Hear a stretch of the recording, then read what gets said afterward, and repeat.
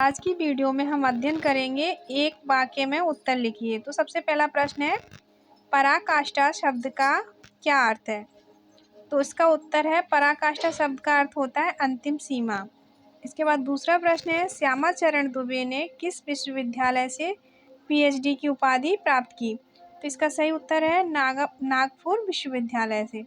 अगला प्रश्न है, यह समूह को मजबूत बनाता है, वाक्य में कौन सा विशेषण है? तो यह समूह को मजबूत बनाता है, इसमें गुणवाचक विशेषण है। अगला प्रश्न है, लेखक किसके चेहरे की ओर देखता है? इसका सही उत्तर है प्रेमचंद। लेखक हरिशंकर परसाई जी प्रेमचंद जी के चेहरे की ओर देखते हैं। साहित्यिक पुरखे किसे कहा गया है?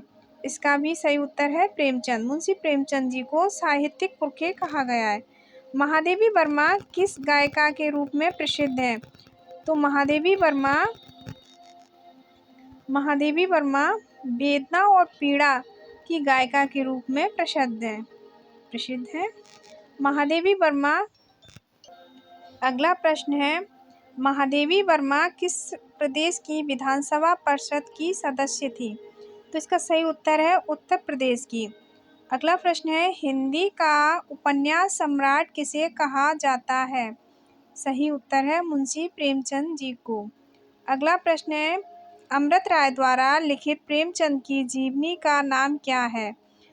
तो अमृत राय जो कि मुंशी प्रेमचंद जी के पुत्र थे, उनके द्वारा लिखित जीवनी का नाम कलम का सिपाही है, जो कि प्रेमचंद के ऊपर ही लिखी गई है। अगला प्रश्न है, संस्मरण किसे कहते हैं?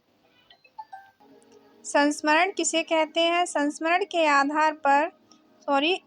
के आधार पर की गई रचना संस्मरण कहलाती है। आलोचना में किसके गुण दोष की परख की जाती है? लेखक की रचना की। किसी विशेष स्थल की यात्रा का सजीव वर्णन किस विधा में किया जाता है? इसका सही उत्तर है यात्रा वृत्तांत में। अगला प्रश्न है, हिंदी गद्य साहित्य का इतिहास कब से प्रारंभ हुआ? तो इसका सही उत्तर है भारतेंदु युग 1850 से। अगला प्रश्न है, प्राचीन काल में किस कला का अभाव था? इसका सही उत्तर है मुद्रण कला का अभाव था। आधुनिक काल में किस साहित्य का विकास हुआ?